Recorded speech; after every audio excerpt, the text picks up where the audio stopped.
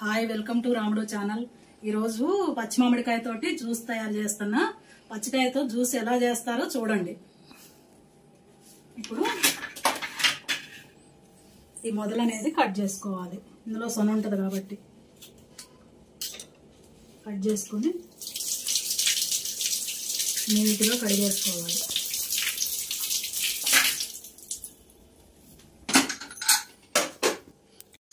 నీట్గా కడిగిన పచ్చి మామిడికాయని కుక్కర్లో పెట్టుకొని ఒక గ్లాస్ వాటర్ పోసుకొని ఉడికించుకోవాలి.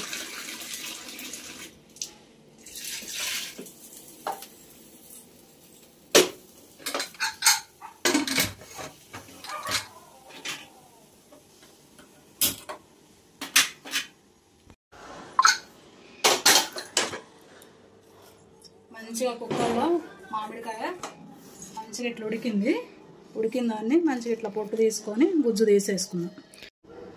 6 విజిల్స్ వచ్చే వరకు ఉడికించుకున్నా. ఇట్లా ఇంత మెత్తగా మంచిగా ఉడికింది. ఉడకబెట్టుకున్న మామిడికాయని గుజ్జు తీసేసుకున్నా. ఇప్పుడు చక్కెర వేసి మిక్సీ చేసుకున్నాం.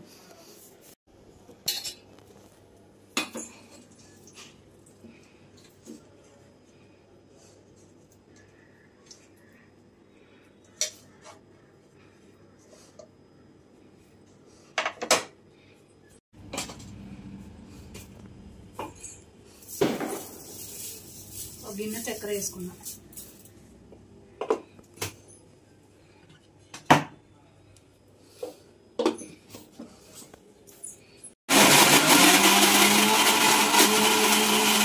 ఒక గ్లాస్ వాటర్ పోసుకొని మంచిగా పల్చగా మిక్సీ పట్టుకోవాలి.